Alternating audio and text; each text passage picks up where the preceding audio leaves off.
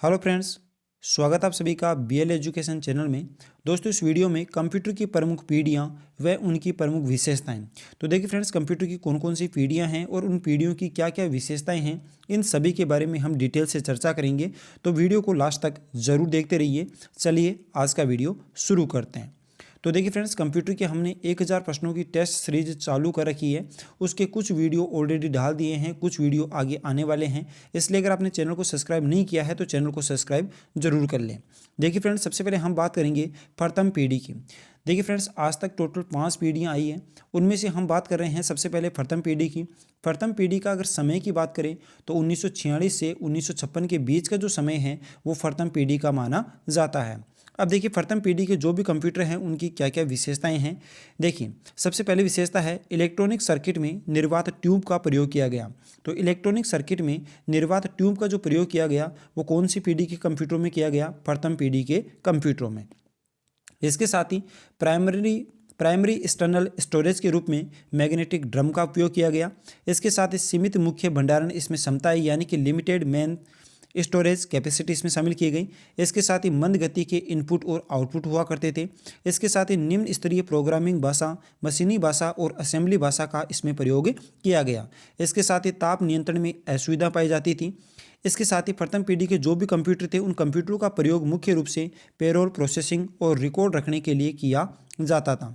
अगर हम बात करें प्रथम पीढ़ी के कंप्यूटर के कुछ उदाहरण की, तो जैसे IBM 650, यूनिवेक, ये सारे के सारे जो कंप्यूटर हैं वो कौन से पीढ़ी के हैं? प्रथम पीढ़ी के। इस तरह से प्रथम पीढ़ी के कंप्यूटरों में इलेक्ट्रॉनिक सर्किट में निर्वात ट्यूब का प्रयोग किया गया।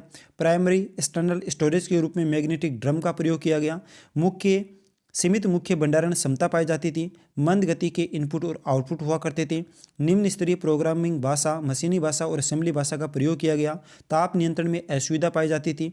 इसके साथ इनके उपयोग की बात करें तो पेरोल प्रोसेसिंग और रिकॉर्ड रखने के लिए इनका उपयोग किया जाता था। उदाहरण के तौर पे देखिए, प्रथम पीढ़ी के कंप्यूटरों में तो IBM 650, यूनिवेक ऐसे कंप्यूटरों के उदाहरण है जो प्रथम पीढ़ी के कंप्यूटर थे। चलिए फ्रेंड्स, बात करते हैं हम द्वितीय पीढ़ी की। देखिए फ्रेंड्स, द्वितीय पीढ़ी की अगर बात करें तो द्वितीय पीढ़ी का जो समय था वो 1956 से 1964 के बीच।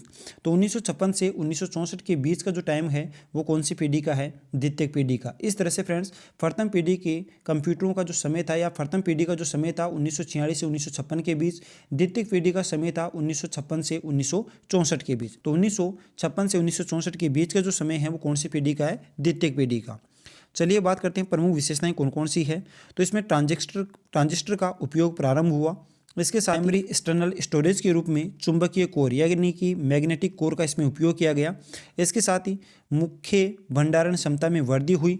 तीव्र इनपुट और आउटपुट हुए। इसके साथ ही उच्च स्तरीय भाषा जैसे कि कोबोल और फ्रंटोन इनका उपयोग किया गया।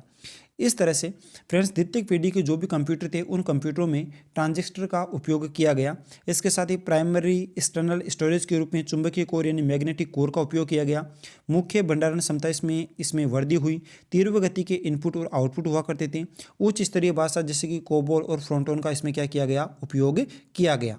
इसके साथ ही आकार और ताप में कमी आई। तीव्र और विश्वसनीय आंकड़े उपलब्ध हुए।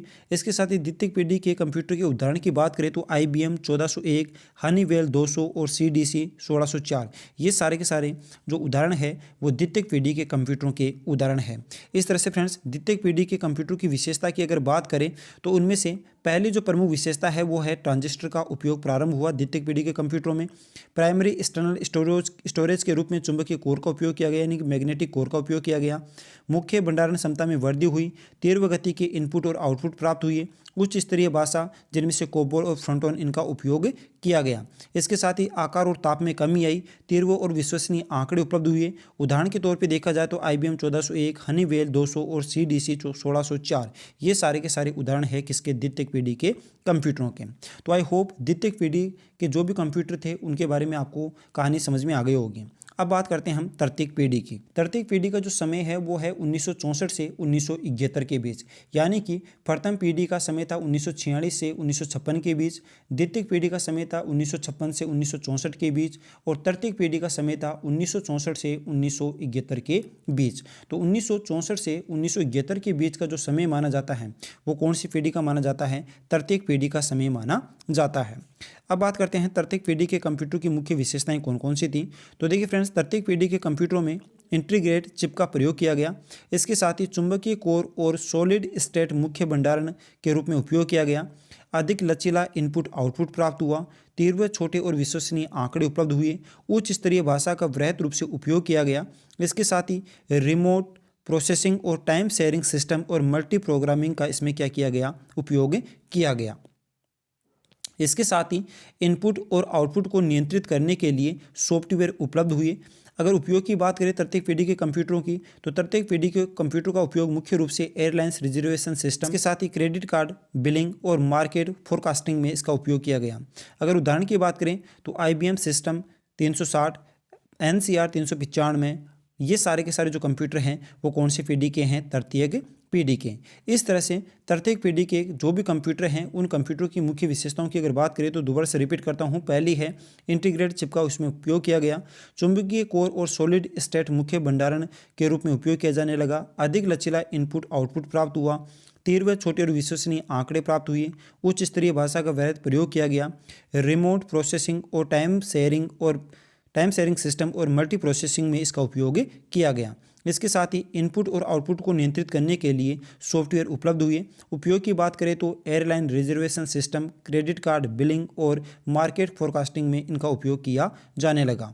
उदाहरण की बात करें तो IBM सिस्टम 360, NCR, ये सारे के सारे तृतीय पीढ़ी के क्या हैं, कंप्यूटर है।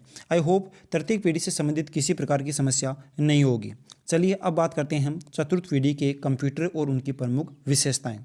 तो देखिए फ्रेंड्स, सबसे पहले बात करते हैं चतुर्थ जो पीढ़ी है उसके समय की। चतुर्थ पीढ़ी का समय है 1971 से 1989 के बीच। इस तरह से प्रथम पीढ़ी के कंप्यूटरों का समय 1946 से 1956 के बीच। द्वितीय पीढ़ी का समय 1956 से 1964 के बीच।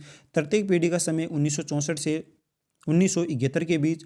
और चतुर्थ पीढ़ी का समय 1971 से 1989 के बीच। तो इस तरह से चतुर्थ पीढ़ी का जो समय होगा वो होगा 1971 से 1989 के बीच। अब बात करते हैं प्रमुख विशेषताएं कौन कौन सी हैं। पहली प्रमुख विशेषता है चतुर्थ पीढ़ी की, उच्च व तीव्र क्षमता वाले भंडारण उपलब्ध हुए। भिन्न भिन्न हार्डवेयर निर्माता के यंत्र बीच एक अनुकूलता, ताकि उपभोक्ता किसी एक विक्रेता से बंधा न रहे, यानी कहने मतलब कि जगह जगह इनके पार्ट्स अवेलेबल होने लगे।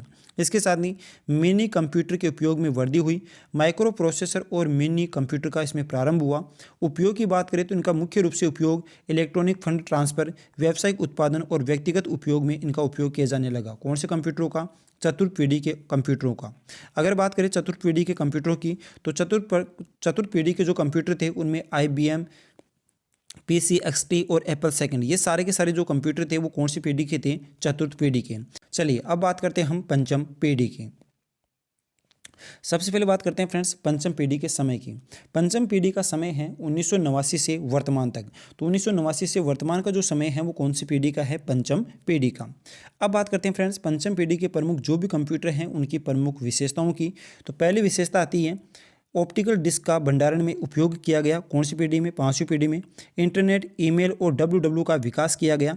इसके साथ ही पंचम पीढ़ी के कंप्यूटर आकार में बहुत ही छोटे, तीव्र और उपयोग में कैसे होते थे? आसान होते थे।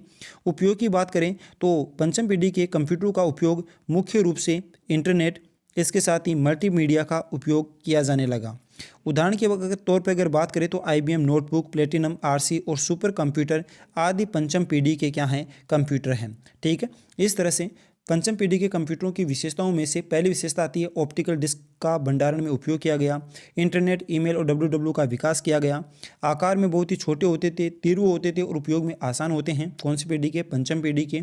उपयोग की बात करें तो इंटरनेट, मल्टीमीडिया का उपयोग करने में उपयोग किया जाता है। उदाहरण के लिए IBM नोटबुक, प्लेटिनम, RC और सुपर कंप्यूटर, ये सारे के सारे पंचम पीढ़ी के क्या हैं? कंप्यूटर हैं। तो आई होप वीडियो आपको पसंद आया होगा। वीडियो पसंद आए तो लाइक कीजिए, और अगर आप हमारे 1000 प्रश्नों की टेस्ट सीरीज से जुड़ना चाहते हो तो चैनल को अभी सब्सक्राइब कर लो, ताकि सबसे पहले आपके पास नोटिफिकेशन मिलता रहे। मिलते हैं किसी और वीडियो में, तब तक के लिए जय हिंद, जय भारत।